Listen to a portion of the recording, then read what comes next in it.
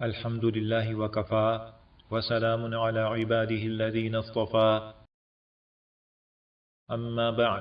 حضرات محترم، یہ ضروریات دین کورس کا سبق نمبر 99 ہے۔ اس کا موضوع ہے فتنوں کے زمانے میں اپنا دین و ایمان کیسے بچائیں۔ یہ سبق 6 نکات پر مشتمل ہے۔ نمبر 1، اسلام کے نئے ورژن سے بچیں، رینڈ کارپوریشن کی رپورٹ کی روشنی میں۔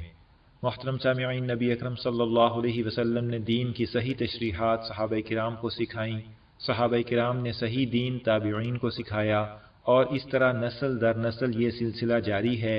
وقت کے ساتھ ساتھ کچھ لوگ دین کے صحیح راستے سے کٹ کر الگ ہوتے رہے، لیکن اللہ تعالیٰ کے فضل و کرم سے علماء حق نے دین اپنی اصلی حالت میں ہر زمانے میں محفوظ رکھا ہے۔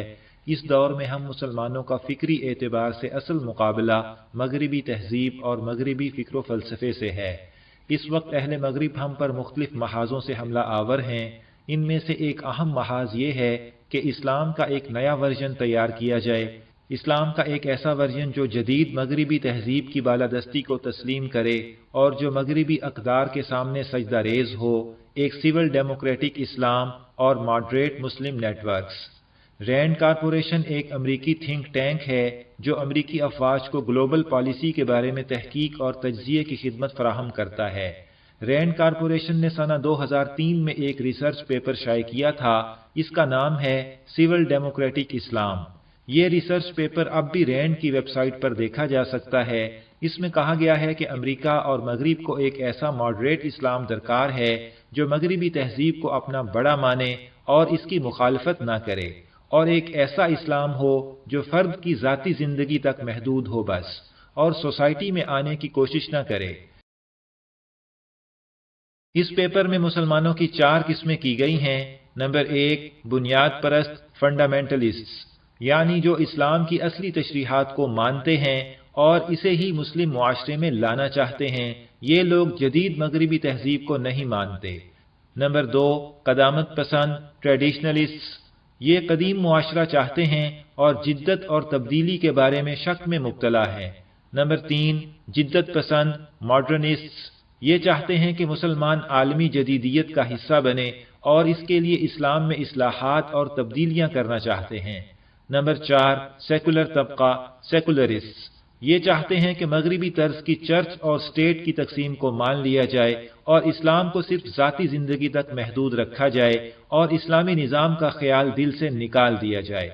اس کے بعد کہا گیا ہے کہ بنیاد پرستوں کو کسی قیمت پر باقی نہ رہنے دیا جائے، اور بنیاد پرستوں کو ختم کرنے کے لیے مختلف تدابیر بتائی گئی ہیں، اور سمجھایا گیا ہے کہ باقی تینوں طبقوں کو بنیاد پرستوں کے خلاف کیسے استعمال کیا جائے۔ ہم سب کو یہ 6 صفحات کی سمری ضرور پڑھنی چاہیے تاکہ دشمن کی چالوں کو سمجھ سکیں۔ اس صورتحال سے نمٹنے کے لیے ہمارا کام یہ ہے کہ صرف سکہ بند علماء کرام سے دین حاصل کریں اور ان کے ساتھ مضبوط تعلق قائم رکھیں۔ نمبر 2، صرف مستند علماء کرام سے دین سیکھیں۔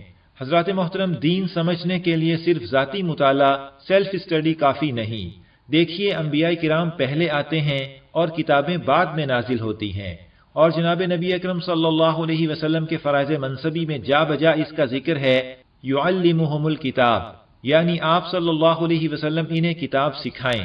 حالانکہ قرآن مجید کے پہلے مخاطب تو خود عربی جاننے والے تھے، اس کے باوجود استاد سے سیکھنے کی ضرورت تھی۔ دنیاوی فنون میں بھی یہ اصول عام طور پر تسلیم شدہ ہے کہ جب تک آدمی ماہرین فن سے نہ سیکھے تب تک اس کی قابلیت مانی نہیں جاتی۔ مثلا انگریزی زبان کا کوئی بڑا ماہر ہو تو میڈیکل سائنس کی کتابوں کے ذاتی مطالعے سے وہ ڈاکٹر نہیں بن سکتا، قانون کی کتابیں خود پڑھ کر کوئی وکیل اور جج نہیں بن سکتا، حتیٰ کہ دنیا کے معمولی کام کپڑے سینا اور کھانا پکانا وغیرہ بھی کسی سے سیکھے بغیر نہیں آتے، تو صرف ذاتی مطالعے سے کوئی عالم دین کیسے بن سکتا ہے؟ اسی طرح غیر مسلم اساتذہ سے علم دین حاصل کرنے والوں پر کیا بھروسہ کیا جا سکتا ہے؟ کیا غیر مسلم دین کو مسلمان علماء سے بہتر سمجھیں گے؟ ہرگز نہیں۔ آدمی اپنے اساتذہ سے پہچانا جاتا ہے، لہذا اس پر پوری توجہ رکھیں کہ جن سے ہم دین لے رہے ہیں انہوں نے دین کہاں سے سیکھا ہے۔ جلیل القدر تابعی ابو عبد الرحمن سلمی رحمہ اللہ تعالی فرماتے ہیں، صحابہ کرام نبی اکرم صلی اللہ علیہ وسلم سے قرآن مجید کی 10 آیتیں پڑھتے تھے تو اگلی 10 آیتیں شروع نہیں کرتے تھے جب تک پہلی آیتوں کا پورا علم و عمل حاصل نہ کر لیتے۔ اس سے معلوم ہوا کہ صحابہ کرام کا تعلیمی منہج استاد سے باقاعدہ علم حاصل کرنا تھا، نہ کہ ذاتی مطالعے کو کافی سمجھ لینا۔ نبی اکرم صلی اللہ علیہ وسلم کا ارشاد ہے، یا ایھا الناس تعلموا انما العلم بالتعلم والفقہ بالتفقہ، لوگو علم دین سیکھو، علم دین سیکھنے سے ہی آتا ہے اور فقہ سیکھنے سے ہی آتی ہے۔ اس حدیث سے بھی معلوم ہوا کہ معتبر علم دین وہی ہے جو انبیاء اور ان کے وارثوں سے باقاعدہ طور پر حاصل کیا جائے، لہذا اپنے آپ کو محدود رکھیں، صرف مستند علماء کو سنیں اور پڑھیں اور انہی سے دین کے احکام اور مسائل معلوم کریں تاکہ جو دین آپ صلی اللہ علیہ وسلم سکھا کر گئے ہیں ہم اسے ہی سیکھیں۔ نمبر 3، قرآن آسان ہے تو استاذ کی کیا ضرورت؟ سورہ قمر میں 4 دفعہ اللہ تعالیٰ نے ارشاد فرمایا ہے، وَلَقَدْ يَسَّرْنَا الْقُرْآنَ لِلذِّكْرِ فَهَلْ مِن مُدَّكِرٍ، اور ہم نے قرآن کو نصیحت حاصل کرنے کے لیے آسان کر دیا ہے، سو کیا کوئی نصیحت حاصل کرنے والا ہے؟ اس آیت میں للذکر ہے، اس کا مطلب یہ ہے کہ نصیحت حاصل کرنے کے لیے قرآن آسان ہے یا یاد کرنے کے لیے قرآن آسان ہے، باقی یہ کہیں نہیں فرمایا کہ شریعت کے احکام اور قوانین سمجھنے کے لیے بھی قرآن آسان ہے۔